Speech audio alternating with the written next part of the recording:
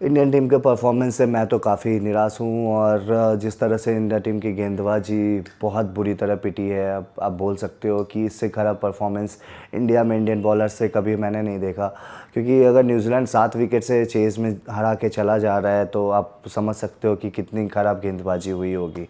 आज सुबह न्यूजीलैंड ने टॉस जीता और बॉलिंग लिया।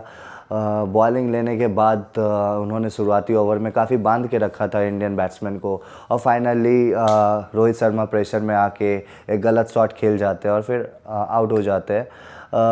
बट वो अच्छे टच में है, मतलब उनके लिए आप ज़्यादा चिंता नहीं कर सकते हो। उनका एक दिन और वो फिर वापस फॉर्म में आ जाएंगे। शुभमन गिल फॉर्म दिखा रहे हैं बट लंबा पारी नहीं खेल पा रहे हैं, बट शुभमन गिल भी अच्छे टच में दिख रहे हैं। विराट कोहली तो आप सब जानते हैं वो अच्छे फॉर्म में हैं ऑलरेडी। केएल राहुल आज उन्होंने सेंचुरी मारा। केएल राहुल लगातार कंसिस्टेंटली परफॉर्म करते आ रहे हैं। तो ये 4 बल्लेबाज के बाद इंडिया टीम में और आगे कोई ऐसा कोई परफॉर्मर दिख नहीं रहा है। सो आप उसके बाद ऑलराउंडर पे आ जा रहे हो। चार बल्लेबाज के बाद सीधा ऑलराउंडर आ रहा है आपका, रविंद्र जडेजा आ रहे हैं, फिर आप नीतीश रेड्डी को लेके आ रहे हो, हर्षित राणा को आप बैट्समैन मान के चल रहे हो टीम में। सो ये सारी कमियां हैं, आपको इससे बहुत जल्दी निपटना पड़ेगा बॉस, नहीं तो आप बहुत लेट हो जाएगा और आप समझ नहीं पाओगे कि मैं एक्सपेरिमेंट में ही मैं पूरा टाइम निकाल दिया और फाइनली किसी बैट्समैन को या किसी बॉलर को उतना टाइम मिला नहीं कि वो उस तरह से अपने आप को प्रिपेयर कर पाए। सो बल्लेबाजी निराशाजनक रहा, क्योंकि यहाँ पे 325 एवरेज, 325 टू 320 एवरेज स्कोर रहा है राजकोट में फर्स्ट इनिंग का। तो बल्लेबाजी से भी हम आज बोल सकते हैं कि हमारी बल्लेबाजी उतनी अच्छी नहीं हुई जितना होना चाहिए था। बट जब 280 के ऊपर टारगेट मिल गया था तो शायद हमारे गेंदबाज उसको डिफेंड कर सकते थे। इसलिए मैं बोल रहा हूँ कि आपको मोहम्मद शमी वापस चाहिए टीम में। मोहम्मद शमी का आना इसलिए ज़रूरी है क्योंकि वो काफ़ी एक्सपीरियंस लेके आते हैं। उन्हें स्टार्टिंग ओवर्स में और एंड ओवर में आप काफ़ी अच्छा यूज़ कर सकते हो। इवन मिडिल ओवर में भी वो काफ़ी कारगर साबित होते हैं। तो आपको जसप्रीत बुमराह, मोहम्मद शमी और मोहम्मद सिराज, इन तीनों का कॉम्बिनेशंस लाना पड़ेगा टीम में और उनको साथ में लेके चलना पड़ेगा। आप उनके साथ वर्कलोड मैनेज करो, बट आप किसी खेलते हुए प्लेयर्स को अनफिट बता के बाहर रखना कोई मुझे कहीं से समझ नहीं आ रहा कि ये क्यों हो रहा है इंडियन टीम। एक डिपार्टमेंट है जहाँ पे हम कम्प्लीटली लैग कर रहे हैं और बाकी टीमों से लैग कर रहे हैं, क्योंकि अगर हम 50 ओवर्स में 2 ऑलराउंडर लेके खेल रहे हैं तो मुझे कहीं से समझ नहीं आ रहा है, और अगर हम 2 ऑलराउंडर ले भी रहे हैं तो दोनों एक्सपीरियंस ऑलराउंडर है नहीं हमारे पास। एक को तो हम एक्सपेरिमेंट का हिस्सा मान के ही चल रहे हैं, उन्हें अभी मौका ही देना स्टार्ट किए हैं।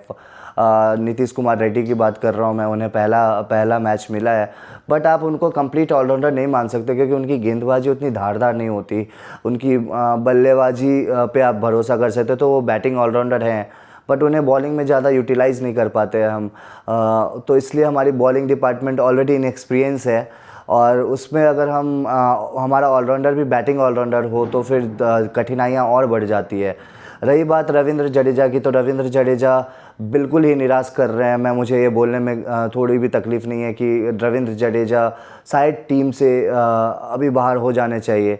ये सही समय है, टीम मैनेजमेंट को इस पे सोचना चाहिए कि रविंद्र जडेजा का ऑल्टरनेट खोजना चाहिए, क्योंकि रविंद्र जडेजा काफ़ी मैच से बिल्कुल ही परफॉर्मेंस नहीं दे रहे हैं। उन्हें टीम में क्यों रखा जा रहा है, या फिर अक्षर पटेल को हम 50 ओवर्स के लिए देख ही नहीं रहे। सो ये क्लैरिटी नहीं मिल रही है कि आप 2 ऑलराउंडर से क्यों लेके खेल रहे हो, और 2 ऑलराउंडर है भी तो आप एक एक्सपेरिमेंट का हिस्सा है, दूसरा कंप्लीटली अंडर परफॉर्मेंस दे रहा है। और इसके बावजूद हम रविंद्र जडेजा पे भरोसा कर रहे हैं, क्योंकि मेरे प्रीवियस वीडियोस में भी आप देख रहे होंगे। सो आप कंप्लीटली बोल लो कि ओवरऑल जो बैटिंग को छोड़ के allrounder department and bowling department काफ़ी इंडिया को निराश कर रही है। आपके पास अच्छा स्कोर हो तो ही आप डिफेंड कर पाओगे, नहीं तो लो स्कोरिंग मैच या फिर इन सब में आपका जीतना तो नामुमकिन है। तो वर्ल्ड कप को देखते हुए मुझे नहीं लगता कि आपको एक जैसा हमेशा कंडीशंस मिलेंगे, सिचुएशन भी डिफरेंट होंगे।